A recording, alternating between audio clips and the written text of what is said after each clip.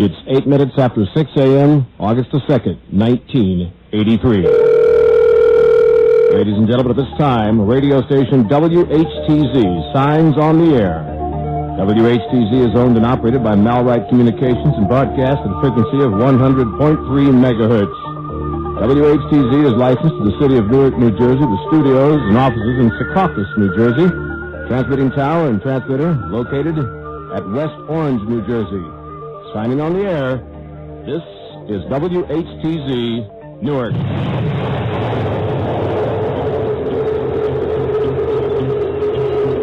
It's time to wake up. Hello, everybody, wherever you may be, around the world, coast to coast. My name's Larry. My call sign's K7HN. Welcome. This is Ham Radio Live. Please subscribe. You won't see an ad here. Not for some stupid product you don't want, and then have to wait for the skip ad button for 5 seconds. Not here. Not going to see it. So I just ask you to please subscribe. It helps people find the channel that have an interest in ham radio here, and we appreciate you doing so. I'd like to welcome folks in the UK that are here. Got some big people in Germany in the house. Thanks for coming. Hello to my dear friends up north in Canada. And of course, North America and Australia in the house as well. Hello, everybody. Welcome. It's good to see you today. Welcome. Good to do a great, hopefully a helpful review for you today on a very big and very special radio that's out right now. That, of course, would be the Yaesu FTDX10. We'll get to that here in a moment. First, news. This is very important. All right. It's interesting when news breaks on a Sunday, right? It's always interesting. The SWL blog has put a note out that the Yaesu FTDX1000 has been discontinued. Now, okay. A lot of work went between shows here today to get you the most current information I could regarding this radio, right? Hi, Joe. Good to see you. Welcome, Joe. Good to see you all the way from the UK. Good to see you. All right. So a lot of work went into this. I want to just make sure and preface this by saying there really is only a Facebook post that's out there that states that the 3000 was discontinued. Nothing about the 5000 being discontinued. Nothing. In fact, let me show you the Yaesu website. This is the current Yaesu website. Notice both the 3000 and 5000 are still listed there. 3000 on the page is not listed as being discontinued at all. It isn't, right? Another view, however, shows this. When you look at this, this is the whole page, and I don't expect you to read this, not even with a magnifying glass. Nowhere does it say discontinued. However, you get to some ad, and you take a look at this, and then all of a sudden, there it is. See? Discontinued. Yaesu FTDX 3000. This is from Gigaparts, okay? I'm sorry, DX Engineering, pardon me. Discontinued transceiver. Now, according to Ham Radio Outlet, that is not the case yet. According to Gigaparts, that is not the case yet. According to Yaesu's official website, that is not the case yet. According to DX Engineering, it is. All right. According to SWL blog, it is as well. I do have a friend at Yaesu who I can contact, and he'll give me a straight answer. Please tune in tomorrow at 1900 UTC for the latest news on the Yaesu FTDX 3000 and FTDX 5000. I do want to make sure you understand there is nothing that says the FTDX 5000 is being discontinued. However, if the 3000 is, I cannot more highly recommend a super heterodyne radio to you than that. That's a fantastic radio. Excellent front end. Has so much of the 5000 heritage in it. It's fantastic. It is. I've had two of them for a reason. Welcome, everybody. Steve's here from Liverpool. Nice to see you, Steve. Thanks for coming. It's good to see you, buddy. It's always a pleasure to see you, Steve. You know that. Martin is here from Holland. Holland, welcome into the house. Papa Echo 9, Tango India Golf. Thank you so much. Take a look at this. Lee Rosselli, Whiskey Alpha 8, Romeo November Bravo. Well, you know, I have seen that page. Now go to HRO and search for the Yaesu FTDX1000. It will not show discontinued. I know what you're talking about because I looked at the same thing and saw the same thing. If you go to HRO's discontinued page, you will see the 3000 listed. All I'm saying here is let's wait till a business day, okay, and let's find out from the source what's going on, okay? So once I know, which will be tomorrow, I'll share it with you at 1900 UTC. As for the fate of the 3000 or 5000. Now that would make sense, understand this clearly, it would make sense that Yaesu would maybe drop both of them, okay? And the reason for that is they're duplicates. There's a lot of duplicity within the product of the 3000, and especially when you compare it, that it's actually a little more expensive now than the FTDX10. Why is that? Because of parts. The internal components on a super heterodyne radio are more costly. It's cheaper to build an SDR. So the 3000 could be on the way out. And if it is, definitely don't hesitate to buy one. They're not a bad radio. That's why you're seeing so many manufacturers now going to SDR. I'll let you know tomorrow at UTC 1900. Steve, yep, thought I had an ICOM 756 Pro 3. I'm really a Yaesu man. Yeah. Me too, mate. I like Yaesu. However, I will tell you this. I had a 756 Pro 3 and I loved it. I loved that radio. In fact, of all the ICOM radios I've ever sold, Steve, that's the one I regret selling. It is, because it was a fun receiver to use. It was a fun receiver to use. Raleigh is in the house. Look at this. Raleigh, you're supposed to be on holiday, mate. What are you doing? What an honor. Raleigh, ZL1BQD. Raleigh, I hope you got my email. I had a question. One of the folks who watched the channel reached out to me and said, oh man, he watched the show like about 3 o'clock in the morning from yesterday's show with Raleigh. And he asked if Raleigh's ever seen any cannibals in the jungle. Anyway, I'm thinking, well, he's alive, right? I mean, that's got to be a good thing, right? He's alive. So, okay. Anyway, so I'll let you know tomorrow, 1900 UTC, regarding the fate of the FTDX 3000 and the FTDX 5000. I do not want anyone to think it's a for sure deal. It could be, but let's make sure, okay? Rather let you know for sure. All right, Norm in the house from Massachusetts. He is Whiskey 1, November, Lima, Juliet. Always a pleasure to see you, Norm. Good to see you, buddy. And Raleigh said, just packing up now. He's going to South Island. Beautiful area. Beautiful area. And you sent me some emails. I got to take a look at those photos, man. Absolutely. Steve says, remember me, Raleigh, when I was talking to you on Zello. Pretty cool. Berg says, the snowman is back in the shack. Stop it. Stop it. All right, let's take a quick look here. This is the FTDX10. It's made by Yaesu. It came out in December.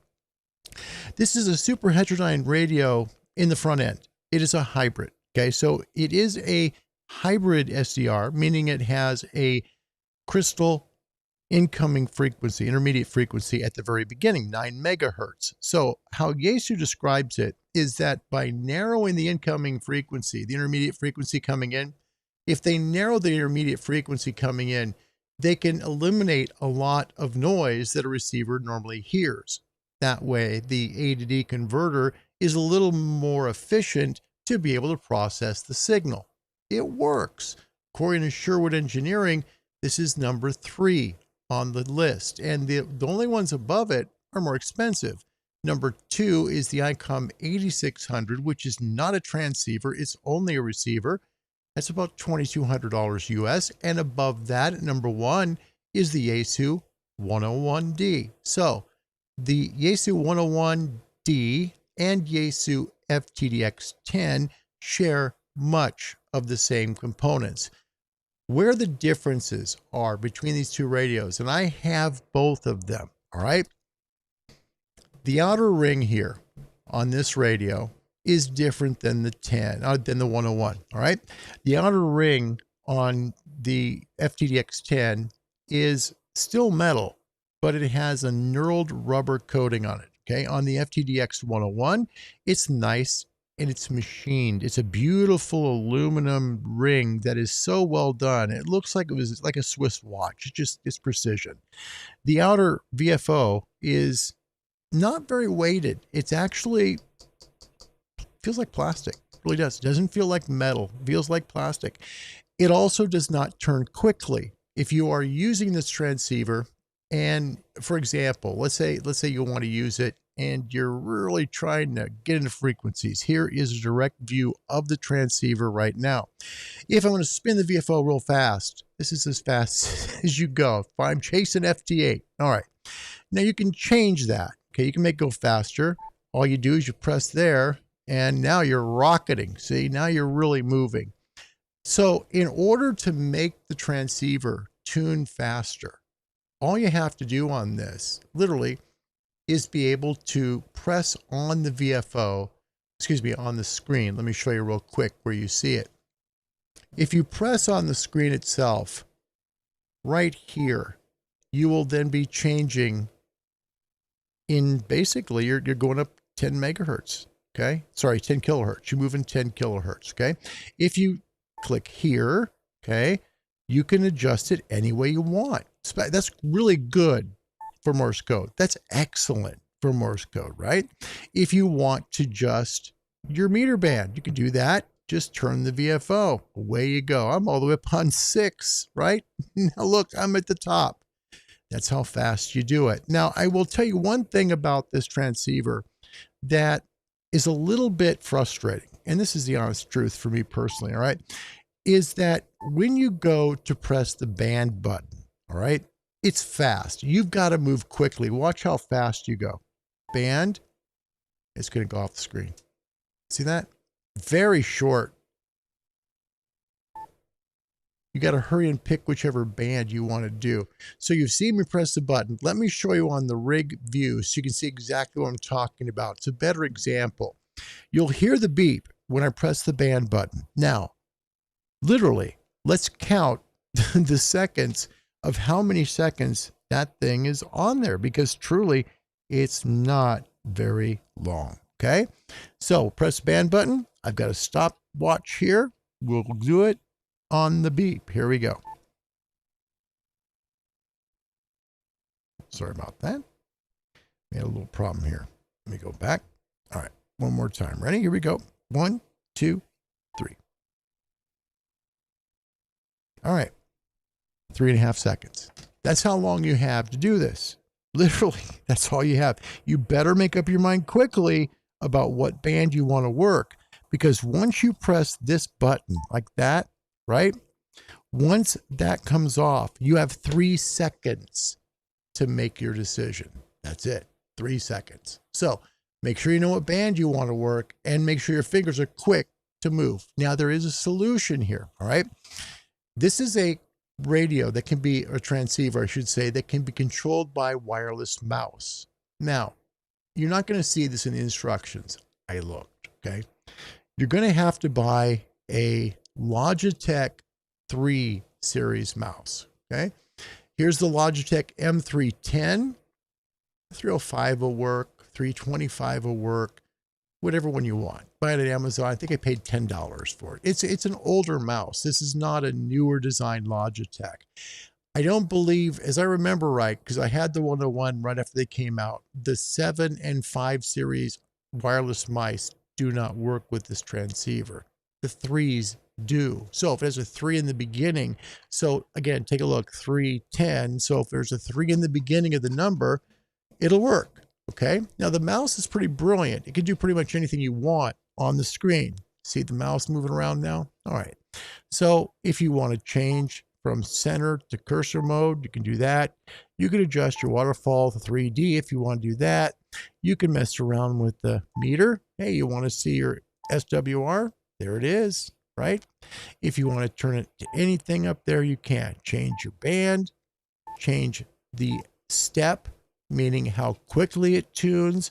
And if you're a CW person, you can really fine tune this. So everything you can do from the touch screen, you can do with the mouse. Keep in mind, wireless mouse people, you folks that want to use the rig with the mouse, which I highly recommend with this transceiver. And the reason is because the VFO knob is, again, it's not bad. It's not huge. The VFO knob is maybe 2.5 inches in diameter, but the buttons next to it are where the problem is. If you have any sort of large finger, and I don't have big fingers, I really don't. My fingers are not gigantic. But if you're using it, let me show you the problem. All right. So you've got the FTDX10. Here's from, look at all the controls right around that VFO. From band to your custom switch, fine tuning, lock, okay, your TX wide, your mode, your split, everything is right around the VFO. See that? It's all right there. So watch what happens. Touch mode. You're touching the outer VFO knob. See that? You're touching the outer knob to touch this. That's the problem. Touch over here. You've got to be so careful with how you touch these buttons because of their proximity to the VFO. That's the one thing about this transceiver that I found to be a little bit difficult. And that's why I say using the mouse is going to help you tremendously because you have full control over everything. Okay, you could also arguably, you could use your hand. You could, take your finger and you could basically just touch the screen and do the same exact thing. I could change SWR. There it is. I can change my fix mode. I can change the center. I can change the waterfall. I can do everything by touching it too, right? Same thing, but it just seems easier to do it with the mouse because the mouse just has total control. I'll turn this light off here to make it a little easier to see. All right. Or not. Maybe not. Maybe we should have the light on here a little bit. I thought I had this set to a brightness setting I was comfortable with. And it kind of flutters a little bit. I don't like that. Anyway, all right. So let's take a look at the transceiver. Let me get so far your comments. I don't want to miss anybody here. Sean, good to see you. Working on a mobile antenna there in Eastern Oregon. Thank you, Steve. Appreciate that. Yeah, 2 shows in one day. I know this was too important. It really was. Steve, it is. The thing is about this mouse, and I've never understood why they do this, but it's the way Yaesu does it. It's it's like they use an older technology mouse. It's nothing wrong with that. You can find them. They're easy to find. But you're not likely to go into your local, like in the United States, Best Buy store and get a mouse that's going to work with this transceiver. You won't. You're unlikely to get it to work.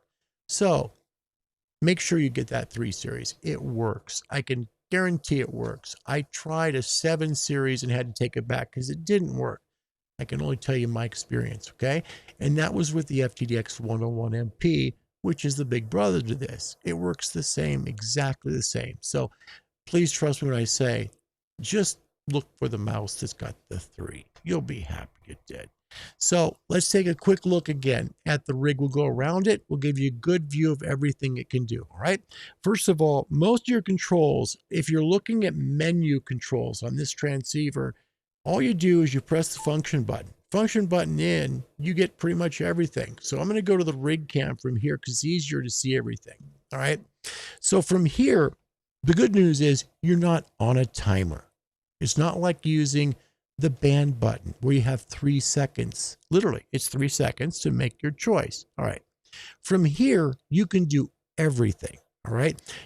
On Icon products, how when you are working to 7300 and to get the waterfall to come up, you have to press the second menu, then hit reference, then tune the VFO to get your dB level up. On the FTDX10, I got to get you saying 10, all right?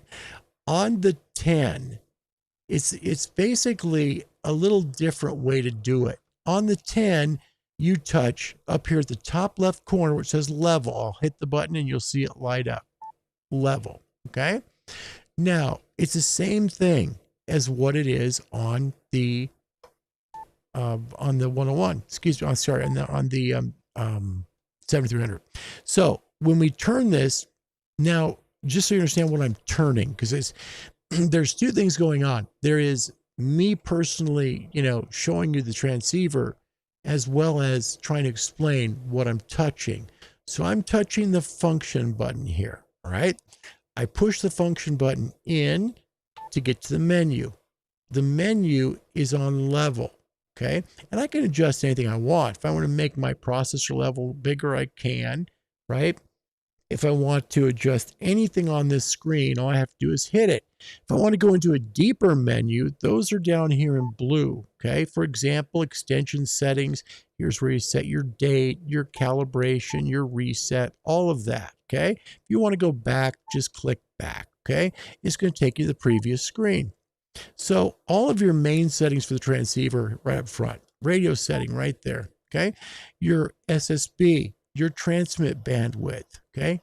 It's all here. Your high cut, low cut bandwidth is right there. It shows your rear select if you're using data. Okay. Or perhaps you've got a microphone back there. Okay. Now, speaking of microphones, I should say this transceiver uses the RJ45. Okay. This is the RJ45 mic. Sorry. It basically looks, for people who aren't familiar with it, it looks very much like a USB cable. Sorry. Wow. That came out of nowhere. Looks like an Ethernet cable. Okay. So it's looks exact same. You can get an adapter to turn an RJ45 into the Yaesu 8-pin mic.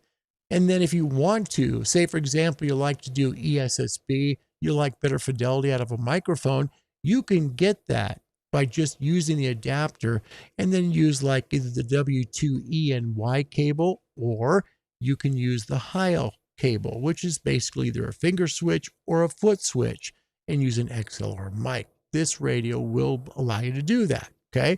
So we'll plug the mic back into the transceiver so we can show you what else we got. So again, RJ45, that's what your mic is. It's not going to be your 8-pin. Okay. All right. Let me see here. Just catching up. Don't want to miss anybody. This is too important. Okay, Steve. Yeah, the pan adapter is nice on it. It is. It's a very nice screen. I'm going to show you here what we're going on. So what we're doing. Thank you, Donald. You're very kind. This is too important not to do because of the Yaesu news that has been released today. But, I want to make sure. Okay, it looks like possibly the 3000 is gone. I just want to make sure. Okay, there was a rumor I heard earlier today that the 5000 as well. No, I haven't heard that one. Have not confirmed anywhere that's happened. However, I will find out tomorrow. Okay. November 3, Juliet Whiskey, first time to comment, even though been viewing channel. Oh, bless your heart. Thank you. You know what? Thank you so much. You know what? This means a lot to me. You need to know that. I'm sincere when I say this. Thank you. Thank you for saying what you just said. That means a lot. All right. So from now on, when you are seeing what's going on with the transceiver, okay, just so you understand what I'm doing, everything from here on, when you hear a beep, I'm pressing the function button, okay? When you press the function button in, that's what gets you to the menu, okay? And essentially, once you get back on the screen to your waterfall, okay, you're on your waterfall, hit your function key. That's basically the same as your menu key, okay? Function key is menu key. Press it again, you're back to the waterfall, okay? That's how you get into your menus. All right, so from now on, when you hear the beep, that means I've hit function, okay? That's all. I wanted to make sure, because logistically, for me, I want to make sure you understand exactly what's going on with the transceiver while I do this overview of what it does, okay? So there is the cherry wood. What is going on here?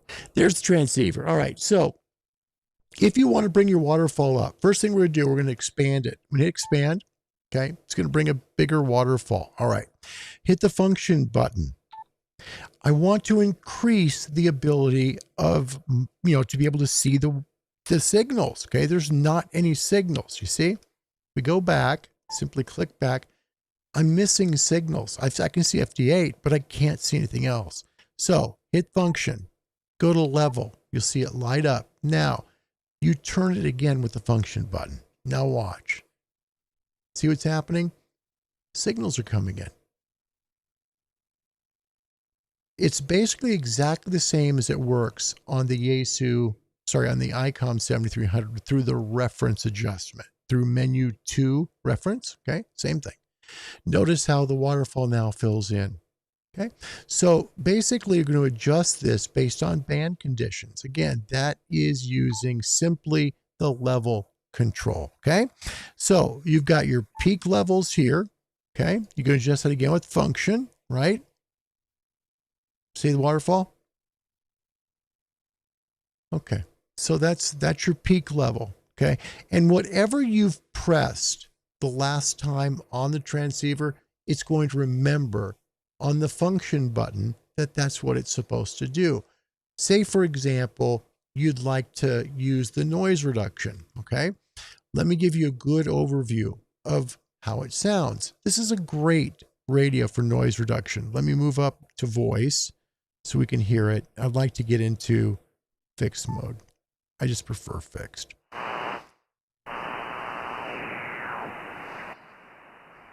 It's the same as the ICOM 2. See the signal over here? Click on it. You're there. Just quick click and go.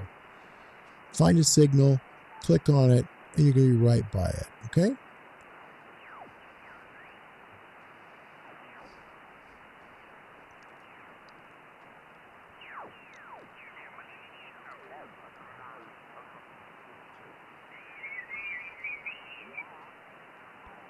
Hold on.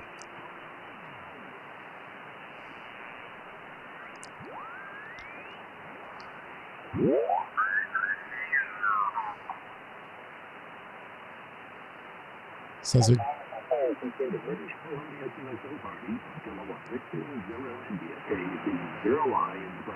okay.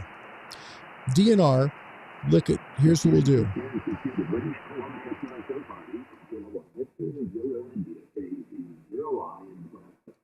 Okay, remember we press the function button. Now, if we want control of DNR, we just hold this in, okay?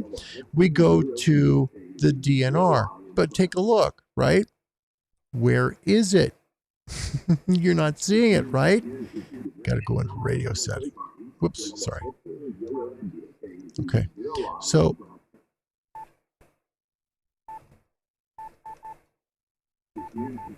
oh, excuse me, I'm sorry. My mistake. Please forgive me, folks. My mistake. Pardon me, please. Hold in the DNR. Sorry, hold in the DNR. Now the function works, okay? So what we do is we hold this in, and you have the adjustment to adjust your DNR, okay?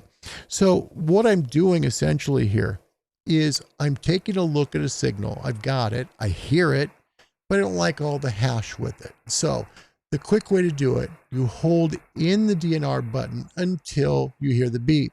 Once you hear the beep on it, that's when you go over to the transceiver and you essentially... Are you not entertained? Sorry about that. I've got so many scenes here that I'm trying to get around, and I am just...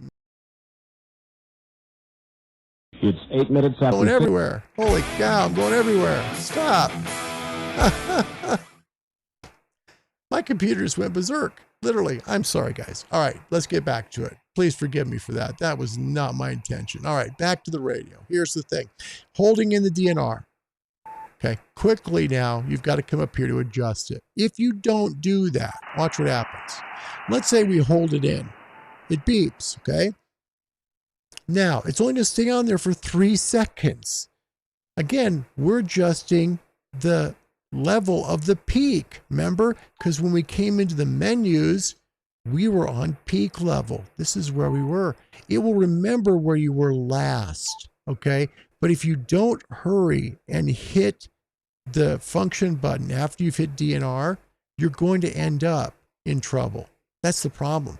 So you've got to work a little quicker and learn how the radio works. Again, hold in the DNR, There's the level. Now you can adjust it, okay? But if you don't go fast enough, you're going to miss it. Please keep that in mind if you're using this radio, okay? There it is without DNR. Let's pick another signal.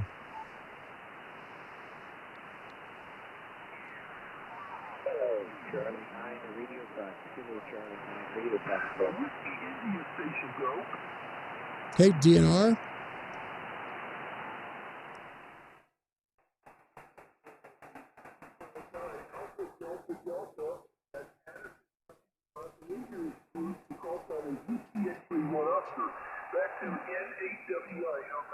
See? I think it's very effective. I like the DNR on this transceiver. I truly do. I think it works very well. Turn it off. Noise blanker.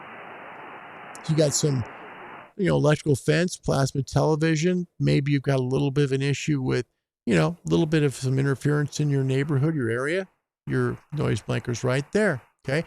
DNR is right below it. The nice thing is it's not close to the VFO. These buttons are a little farther away. That makes it nice. So hold in the DNR and you're just adjusting DNR, but be quick, otherwise it's gone and you're adjusting whatever you were adjusting last time on the screen, okay? All right, let's go back to the rig cam so you can see the actual footage from the transceiver. All right, so we're back on the menu, which does not have a timer on it, okay? By the way, welcome Adesh. Adesh is here from Trinidad. Welcome to the show, Adesh. Nice to see you.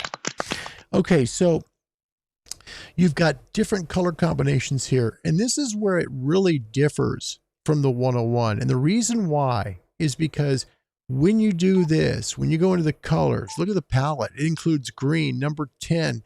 That's not there on the 101s. It isn't. You don't get the green intensity with, at the top, and you just don't have that. Green's not available on the 101, okay?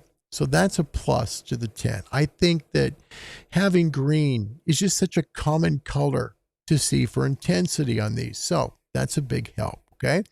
So back to the function, okay? Your contrast adjustment for your screen is right here. You can see how it adjusts everything out. No, you don't. Let me get you on this camera here. Let me just do it this way. Show you here with the contrast, okay? Take a look at the screen. And we got a little lag here. Sorry about that. Okay. And transceiver. Okay. All right. So just take a look real quick here as my camera's trying to catch up. Adjusting the contrast of the screen. Okay. All I'm doing is just adjusting it. Okay. And you can see how it gets dimmer and dimmer. Okay. Now watch it get bright. See? So this screen has a lot of adjustability to it. Now you won't see that on the rig cam that goes straight out of the back. This is only for the front screen. It's not for the back, okay? So there's your contrast control. 4 to me is where I like to have it. All right, so you've got a dimmer, and the dimmer is a little different. Let me show you the dimmer. See? Now let me turn the light off that's above the transceiver so you can really get a good view of it. All right. Again, dimmer 0. Bring it up. And you see what happens, right? This screen has a lot of pop to it. I do like this screen very, very much. I think it has a lot of pop. It's good. Memory group is right there, typical with the Yaesu radios where you can add memory channels, memory frequencies to it, and just function through them through the quick memory bank right there. So it's pretty simple to use, right? Go on, your mic gain setting is there. Again, if you press it, once you use the function button, you're adjusting your mic gain. I found on this transceiver, and it's very similar to the 101, very similar, that unless you're using the mic gain over 50 and the process, well, I like to run mine at 65 and my processor at 70. That's where I like to run it. If you're on factory settings, you're gonna have a real hard time getting a lot of power out there, and you'll see it on the power meter. It's like, what's going on here? Just adjust up your mic gain if you're using the stock mic and adjust your processing, okay? You're still gonna get great audio reports. I have yet to get a bad audio report from somebody yet. Okay. Speaking of the microphone, on this mic, you have various adjustability to it. Okay. On the top, okay, has a mute button. So somebody calls you on the cell phone, you got to take the call, hit mute. It'll mute the speaker. Okay. There are 4 function buttons below. Okay. I'll show you a little bit. 2 are programmable, which makes it nice. And I can show you actually that's, on the rig view, so you get a good idea of exactly what I'm talking about. Okay. So if I press F1, it's going to lock the VFO. It's not going to spin now. So you're locked. Okay. You press it again, unlock. F2 comes ready for you to adjust. F3, look what's happening on the frequencies. See? You're going back and forth between VFO A and VFO B. Pretty nice, right? If you press number 4, now you're in your memory channels. Take a look up at the top, right next to the S meter. You see above LSB M/01. Okay, M/01. So this lets you scan through your memory channels. Pretty nice. That's a nice feature. We'll go back to VFOA. All right. So when you get back on on your menu screen, okay, and I'm going to put my dimmer up. It's just a little too dark for me right now. All right, let's go back. All right, so you've got, again, mic gain, your mic equalizer on or off. And again, I'm in the second row here, okay? If you follow the mouse, you'll get a good idea of where I'm at, okay? Mic EQ right there, your processor level for your mic. Your automatic mic control levels right here, your Vox delay, your anti-Vox here, your power adjustment. Now, this is a good thing to have control of, right? Because sometimes you might not be needing 100 watts. Okay. So again, if you press this button and just press it, it's going to go back to the waterfall. Now, your power is adjustable through your function key. Your function knob, I mean, the one you press to make the beep, right? So now I can adjust my power real easily, and it goes as fast as you can spin it, okay? So we go back if we want to adjust something else with it. Your monitor level, your here again, monitor level, take a look here. See if it does what I think it's supposed to do. Nope, not really. No change I can see on the monitor. Okay, so this would be for an external monitor, not for something that's going to switch onto a feed like this. Okay, so monitor level, your keyer, okay, that's for CW. Your break-in for CW. Your CW speed is next to that, and that's basically used to adjust for reception of its built-in decoder. Okay, this has a built-in CW decoder. You adjust that, and I'll be honest, I'm not going to get into that whole function because frankly, you need a really strong signal and so you got to be able to set it. And I don't want this video being that long. It just isn't worth it. There are plenty of other videos that show that, and not many that show it working, to be honest. All right, you go to CW pitch that changes your pitch of your CW, your break and delay.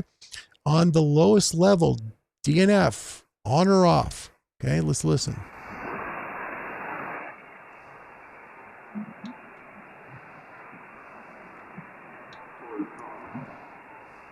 And this is just a button press.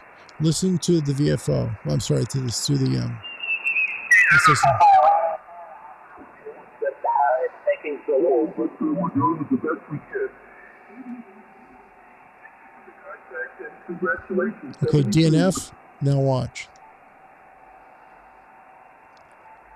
He stopped talking, of course. That's the way it works. Yeah. DNF on.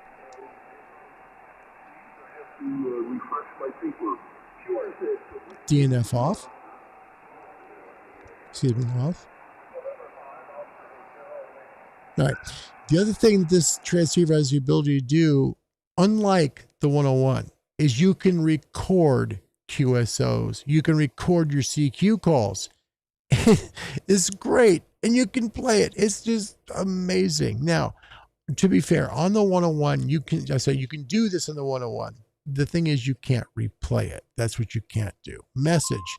You go into message, you have to insert the SD card so you can record your message, whatever your CQ call is going to be. All right.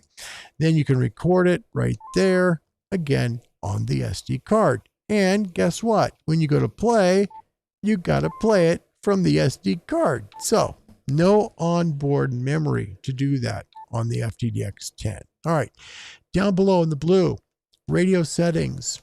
This essentially is everything the radio does in menus, okay? So I have it set up for my transmit bandwidth at between, well, about 3050 hertz. So that's where my transmit bandwidth is, all right? My SSB source in front is for a mic. The rear is if I want to run data with it.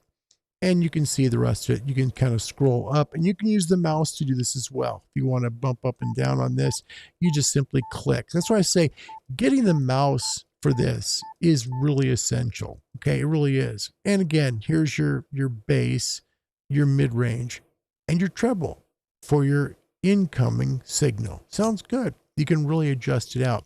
I prefer using it through the Heil parametric receive audio system because it sounds really good through there. However, this is a way to make the radio sound great. If you're on the road, you don't have like a Heil with you, and you're just using it with a speaker, okay? Same thing goes for AM, okay? You again have full control right here over your bass, treble, and your mid, and you have pretty much the exact same controls. You set them wherever you want, okay? Again, bandwidth is here if I want to adjust it up or down. And again, I'm on AM, okay? So its maximum is 3050 hertz for AM. All right. Same exact settings down below. All right. For FM, again, adjustability for bass, mid, and treble. You go down here. And now your high cut frequency, let's take a look. Here's where you can adjust the frequency of your transmit signal. All right. So put it back where it was.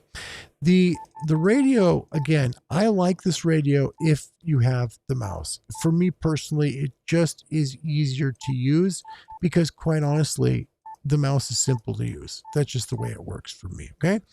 You go to PSK, all your adjustments are right there. Make sure and plug in correctly at the back of the radio. There are data ports for that. Same with RTTY. Your PSK31 is right there. And your encoder. Yeah, you can actually read radio teletype with this transceiver. Okay. We go to CW setting. Here's where you find out about your decode stuff, right? Okay. Bandwidth is 100 hertz. Okay. I personally would have it there at 50. I just would. Okay. And that's just me. You can go down to all the way to 25, but personally I like 50. Okay. Because, you know, I mean, it goes up to 250, but I'd rather be at 50 hertz if I'm going to try and decode CW. Again, we're not going to do that on this show because just, yeah, I've never been able to work on the 101, and I certainly don't want to make a long video doing it here because it's just going to waste your time. Operation setting.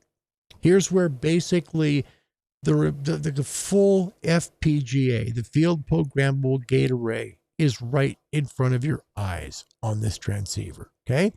It has your general operation settings right here. You can adjust everything up. Your noise blanker width. Okay. You can adjust that. See? So it goes from 3, 1, or 10. Noise blank rejection, 30 dB. You can also go down lower if you want. You can do 10 or you can do 40. That's how it works. Okay. So your beep level, if you want to make your beep louder, you know, or not. Your RF or squelch. What are you adjusting? Do you want to adjust for RF, you know, to be able to use for gain adjustment, or do you want squelch? That's where you make that adjustment right there. Okay. Tuner. Are you using an onboard tuner or are you using an external tuner? That's where you make that adjustment. Again, this is on the general setting for the transceiver. You can see all of the cat rate information if you're going to run data modes right through there. Your quick memory bank, 5 channels. Okay. Take a look. You can go all the way to 10. Quick memory bank of 10 of your favorite channels that you like to be on ham radio can be on this transceiver. Add your memory groups, turn them on or off right there. If you want to do split operation, your quick split input is off by default, or you can turn it on. Okay. Quick split frequency, going to be up 5. Okay. That's how it works. You adjust it anywhere from up 5 all the way to, I believe it's 20. Yeah. So all the way from -20 to +20 on your splits on the Yaesu FTDX10. Okay. I leave it at 5. That's a typical setting where most people are. Okay. Split frequency display. You have a choice here. You can either show frequency or the delta of it. Okay. I'm a frequency guy. Leave it alone. Your TX timeout timer, no. Mic scan. Your mic scan resume. So if you want to scan frequencies, you can set it up on the mic to scan. Makes it nice. Okay. Your reference frequency, fine adjustments right here, and your English or Japanese. That's how it works. Look at this though. They added more. Yes. Look at all the languages that are here now on this transceiver. This radio is really well built for you. If you are not an English speaking person, or if you speak multiple languages, but you speak one better than the other. This is really nice, and it really sets this radio apart in many ways from other transceivers. It really does. Okay. Your RX display setting is here, including your contour level. I can tell you on this, compared to the FTDX1000, I usually would run this up. I'm usually up on this about 16. That's usually where I run my contour. It's going to give me a bump, not a dip. Okay. That's where I like to run mine. Contour width I leave alone, notch I leave wide. Your TX audio, everything's right here. And here's the power part, your parametrics. Okay. Understand how this works. Talk to people on the air, or better yet, use a dummy load and just use it that way. Because in all honesty, you're going to get a good ear for how you're doing through a dummy load, or have a friend work with you. Hey, how's that sound? Oh, the highs are a little too much. Okay. Go ahead and lower it down here on EQ3, because there's your highs. Your mids are going to be here in 2, and your lows are 1. Please don't run it too heavy on your lows. Lows sound great when you're talking about having the radio sound, but effective communication on sideband is in the mid-range. Make sure your mid-range is solid. It doesn't mean peak it up like a tent in the middle. It doesn't mean that. It just means don't run your bass too hot and don't run your treble too hot. Just make sure you're balanced, okay? Your transmit, your HF power, this is cool. Now, it doesn't go higher, okay? You're not going to bump it up higher, but take a look. Let's say, and now you might say, why would you want this? Why is this so important? Okay, if you have an amplifier, let's say you have a solid state amp, right? And you know that you don't want to drive that amp to 100 watts. You'll go to 60 and you'll be fine, but no more than that. That makes sure that when you turn the power knob on this transceiver, you're not going to overburden the amplifier. It's just an insurance policy. You can adjust it right there. Okay. Then you've got your adjustment here for 50 meters, which is 6. Okay. 6 meters again, adjusted the same way. Your AM maximum power in this transceiver is 25 watts. Okay. It will go 25 or below. All right. Your Vox select, your data, and your emergency transmit frequency is here. Okay. Understand, if you use that, you're able to use it. However, if your antenna isn't very resonant, you could be in a little trouble. Okay. So just please understand. Tuning. This is where you adjust how fast it tunes. Okay. Currently we're in 10 hertz steps. Remember I showed you I was spinning the VFO as fast as I could and it wasn't going very fast. Okay. Now, if you adjust this, you'll see it doesn't go any faster than 10 hertz. What's that going on? It goes down for CW. Yeah, that's good, but we'll go higher that way. You have to adjust it on the main screen when you look at the frequency. Okay. Channel steps, 10 kilohertz. Okay. Won't go any higher. Okay, 10 is max. AM channel step is 10 kilohertz. Your FM, 10 as well. Now, look at this though. It does go up. Okay. Again, you're on FM. That's the reason why. So we'll bring it back down. Actually, I'm going to bring it up. I'd rather be at 20 hertz here. There we go. On your AM, you're 10 kilohertz. You can go up, see, to 25 kilohertz on AM. It's nice. On me personally, I would keep mine at 10. I think 10 is just fine. You're not going to lose much at 10. Your main steps per revolution, here's where you go. 500 or 1,000. Okay? This is where you really use that VFO. Okay? Watch. Let's go back. And let's take a look at how the VFO spins now. Watch. See how fast it's going now? It's because we made that adjustment. That's the reason why. So when you get this out of the box, okay, and you get to that point where you're saying, gosh, why isn't this thing tuning faster? Go to your main steps per revolution, put it at 1,000. Okay, that's just a good tip for you. Display settings are right here. You can put your call sign in. Your call time, 1 second. Screensaver's on for 60 minutes. Then it will blink Yaesu a few times, and then it's going to go off. Okay, just how it works. Your mouse pointer speeds here. You can adjust it, not much, but a little bit. See, it goes pretty fast. But you make it go too fast, you're controlling it on a small screen, so I'm fine with 10. There's no other adjustability here. This is basically just for that. On your scope, okay? You've got your scope settings all right here. Now, this is important. Your 3D display sensitivity. All right. Put it to normal. If you really are digging the 3D thing, let me show you why. Let's go to 3D. See how much easier it is to see stuff? Instead of it being just so polluted with, stuff, you actually can kind of read a little bit. Like this guy right here, okay? Got signal here. Of course, he's off frequency. Got somebody right there. Okay. Tune it up.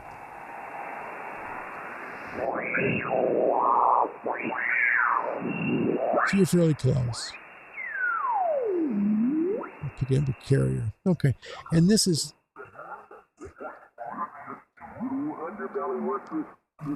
the reason I don't like the 3D scope. I just don't. To me, it's a novelty. Okay. Now, let's turn off the DNR.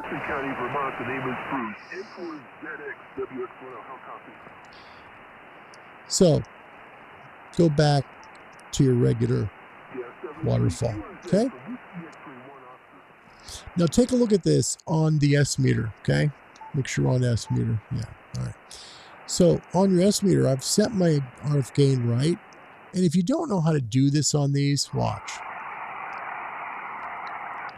This is not a strong signal.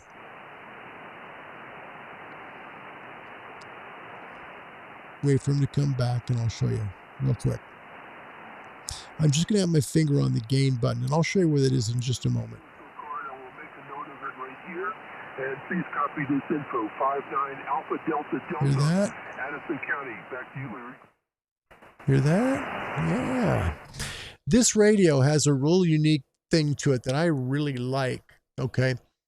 When you're using this transceiver and you bump up the RF gain, all right, it will come up and it'll help you with weak signals. So if the guy's coming in real weak, go ahead and adjust the RF gain. Try not to write it too high. You want a good S meter reading, but at the same time, when you're using it, okay, typically you want to set it to the noise floor. Okay, so you set it till the meter doesn't deflect. So, I'm sorry, till the meter doesn't start going up. See, it's starting to go up now. All right, we want to let go of that and just let it be free. Okay, so it's free now. Again, look at the signal. Very light. Thanks for Roger. Appreciate it. AK7RO. Thank you for your patience as well. Good signals from Idaho this afternoon. Just the RF gain.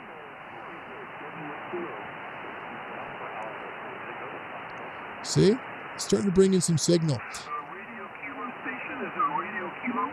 All right, and so that's a good way to help you work this transceiver. Your RF gain on this can be used while you're using it to help bring up those stations that are real weak and in the weeds. Just ride up the RF gain a little bit. It'll help you be your best friend. Man, we're long on this video, almost done. Hang on. All right, one other thing. Let me show you real quick on a weak signal like this, the value of the noise reduction.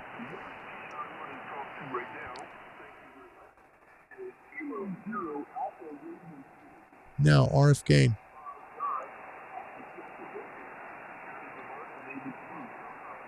See, my name is Bruce. How copy? Now, if I had this RF gain still down, and see there again, close to the button, close to the VFO. If I'm having it where I'm watching the noise floor, can't hear him. Bring up the RF gain. And you may ask, well, why don't you just use the RF gain all the time? And that's a valid question. But the point, you don't use the radio that way. You use the radio so that you're at the noise floor first, then you use the rig.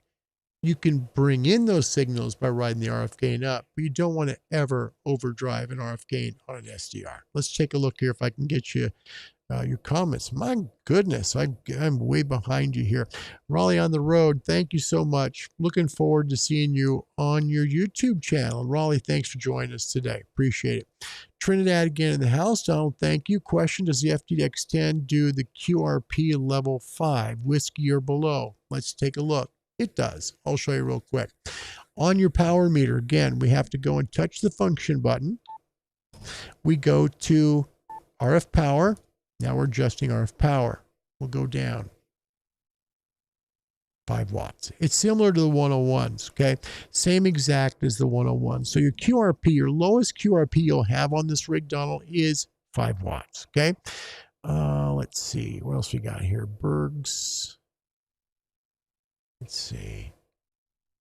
There we go. Berg's likes the 3000, and the 3000 is a wonderful transceiver. I have nothing but good things to say about this. I really do. I love the 3000. Eric, welcome. Kilo 3, Echo Lima Golf. Nice to see you. Thanks for being here. Always a pleasure. Lee Rosselli, Whiskey Alpha 8, Romeo November Bravo. Thank you. Appreciate that. Between these two, and I'm going to do a review of this radio with the 7300. I'm also going to do one with the 101. So you see both of them, okay? You'll see how this stacks up to the 101 in weak signals and strong, and you'll see the same thing in the 7300. This radio is not going to miss a signal that the 7300 would hear, nor vice versa, okay? It's just how you work it. Personally, the DNR on this is better than my 7300. There's no question. It's a lot better. The controllability, the sound out of the box, okay, when it comes from the factory, this radio sounds much, noticeably better than a 7300. The controls on this, I don't think are as smooth as the 7300s. I like the 7300 knob better. The menu system, I think, is pretty well laid out as well on the 7300. I think there's a lot of value there. The other thing this radio does bring to you, though, however, is a big one. External display. That's something that the 7300 does not have. Okay? So when you're looking at the FTDX10, you're looking at basically a baby 101. You really are. You still have the 9 megahertz front end that helps everything get narrowed out so it's not as noisy in the front end. Receiver's more quiet. It benefits from that 9 megahertz hybrid design. The other part about this that's very, very helpful is, quite honestly, the microphone. This has a really good mic. I've been very impressed with the audio reports I've received from folks. I've not turned on the amplifier to this whatsoever. I've only run at 100 watts. I've been heard from a long ways and still great audio reports. Again, I can't stress enough on this thing. My own opinion, that and $4 get you a fancy Starbucks coffee. Remember that. Mic gain, you see where mine is, 65. Processor level, 70. It does not splatter. You're not going to get any spread spectrum or any crummy audio reports. You'll be fine. Let me show you the difference if you don't do that. Hang on, let's change frequencies. Go somewhere where somebody isn't. This is nice. You can turn it where, you know, don't like to be on zeros or fives. Let me just show you real quick. This is really important. Okay, we'll tune real quick.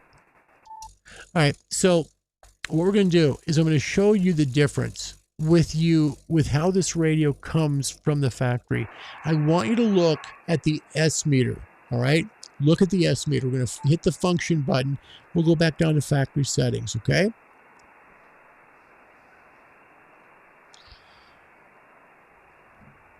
I believe it's at 20, if I remember right.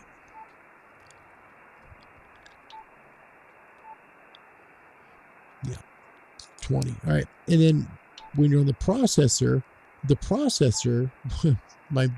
as my voice cracks, I feel like Peter Brady, the processor is 25. All right. I believe it's 20 and 25. Okay. And it comes with the mic EQ off. That's how it comes. Now, watch the transmit. Again, I'm at 100 watts. Just watch the S meter. Okay. Is this frequency available? This is kilowatt 7 Hotel November. See it? Now, the PO button, take a look down below, 0 to 150 watts. We'll check again. Watch the meter. Checking frequency availability. This is kilowatt 7 Hotel November. Okay, so again, you're not going to hit 100 watts. It's peak envelope power. But you see how low it is? Okay. To cure that problem, bump your mic gain up. Again, I'm at 65 with mine. Go back, hit your processor. Bump that up to 70. Now watch the meter, okay? Let's go back, same menu screen, but watch the power meter.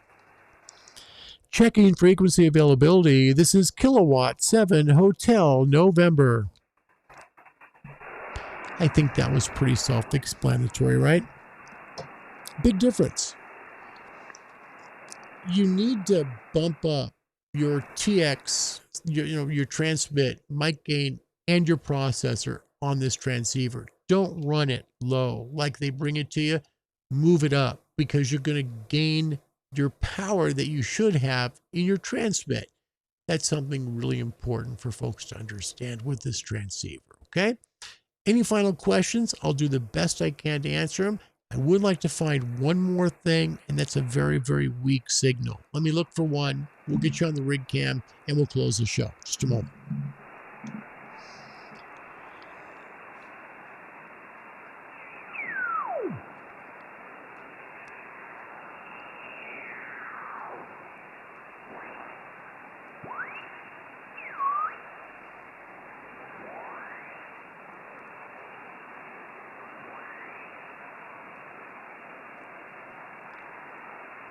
So we're right in here.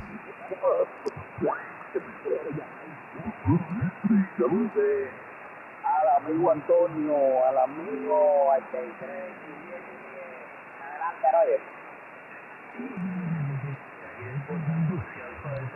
Sorry, this VFO is so tight, touchy right now. Sorry. There we go. Okay. Now, the S meter. Okay, we're in noise floor. Okay.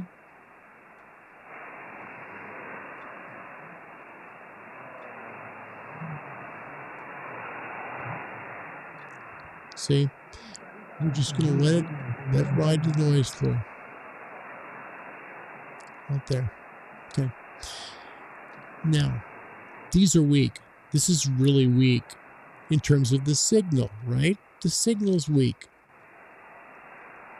Turn off the DNR first.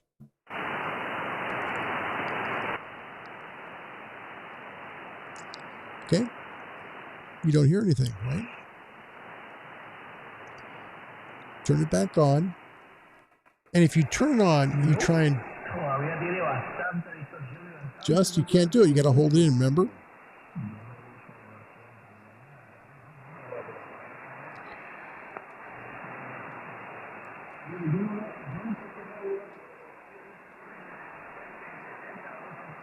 Again, I like to run about 3 or 4. That's it. Just up the RF gain without bumping the DFO.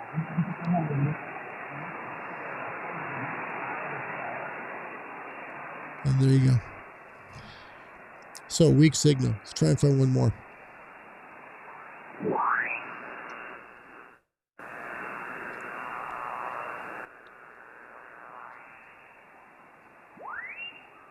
Here's a strong one. We haven't done strong. Let's try a strong one.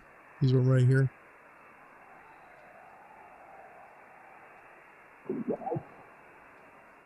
Close.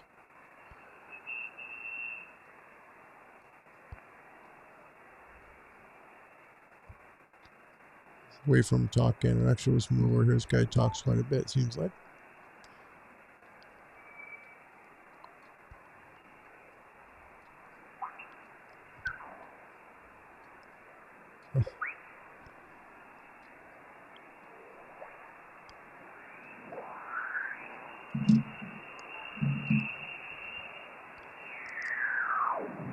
Oof.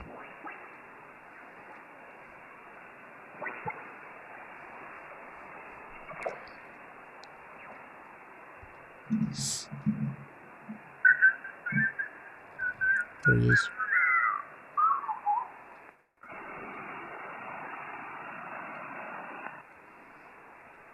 Let's lock it.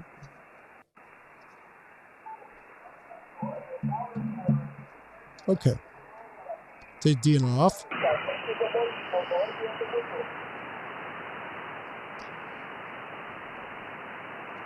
Now the meter's not moving. He's not deflecting the meter here. DNR. Bring it down.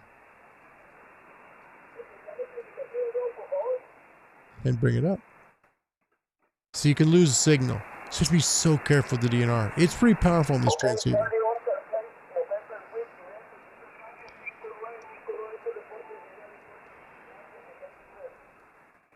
Yep. So you have to be very careful. Here, get choppy. Just up the RF gain. And there they are. I think we're good. It's about, what is it, an hour and 10 almost. My goodness. All right. Overall thoughts on the FTDX10. The FTDX10 is a baby version of the 101. It's a baby version. It does not have the VC tune, which is handy to attenuate signals. Nice to have. It does not have the 300 hertz CW filter that's standard in the 101 MP. If you're running CW, you can add that to this transceiver. In fact, it's the only option, the only filter option you can add to this transceiver is the CW filter, okay? How does it work overall? I think it's very similar to the 101. Using the 101 MP for the 8 months I did, I can tell you that it sounds exactly the same. And it's, Rob Sherwood's report is spot on. I mean, these two transceivers are like identical twins. I don't think you can go wrong with this. How does it compare to, say, the 5000 behind me? This radio is, I think, easier to use than the 5000. The 5000 has so many controls that it takes a bigger learning curve. Same with the 3000, more of a learning curve. But that doesn't make those bad radios. Again, one of my favorite radios of all time is the FTDX1000, so I'm not knocking that. I'm just saying when you get to this radio here and you decide, do I want this? Do I want a 7300? Okay, your DNR is better here. Both have one antenna input factory. Okay, I know there's a INRAD filter for the 7300 to give you an RX, but I'm not a fan of doing those things. The output here to a monitor can be big for people. Okay, I find the screen. This is the first Yaesu screen I have seen that I absolutely love. This one is as good as the ICOM screen. It is. It has contrast, has that same amount of contrast to make it pop. Okay. So on this transceiver, when you're using it, the one thing I think ICOM does really well, besides the progressive tuning, is when you go, say, for example, I see this signal over here, right? I tune on it. Okay. On the ICOM, okay, if I tune on it, it'll give me a little box where I can fine tune on it. And I like that. That's pretty sweet. So to be able to do that, I think is very special for the ICOM. Please understand, on the 7300, if you push the screen to find a signal, you're going to have a second box come up to help you fine tune that signal press. Pretty nice. This radio does not do that. Okay. I think overall, for the receiver quality, it's very good. I think if you're going to use this transceiver, you absolutely need the mouse. Okay. So again, Logitech 3 Series mouse. Find these on Amazon, or you can find them wherever you can find an Amazon, Logitech 3, whether it be, a 310, a 305, 320, 325, whatever. The 3 Series works with this. The 700 series did not. Okay. I can just tell you what worked and didn't work for me. Okay. Overall, I believe this is one of the best transceivers that I've ever used. It's a double thumb up. All right. Next time we get with this transceiver will be tomorrow. We'll make some calls, see if maybe we can say hello to a few folks. And then on Tuesday, we'll do a direct comparison between this radio and the 101. We'll let you see just how similar they really are. Okay. Again, join us tomorrow, 1900 UTC. That's 1900 UTC to get the full scoop on what's happening at Yaesu. Is the 3000 discontinued? What is the status of the 5000?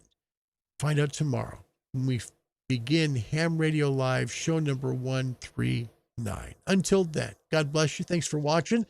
My name's Larry. My call sign's Kilo 7 Hotel November. All I ask is please subscribe. We don't monetize. I do this to try and help people. That's it. If you'd subscribe, you'd sure make me happy. Thank you so much, and thank you for the thumbs up as well. I really appreciate it, everybody. We're just going to quick close because yours truly is definitely done sitting, okay? Have a wonderful day, everybody.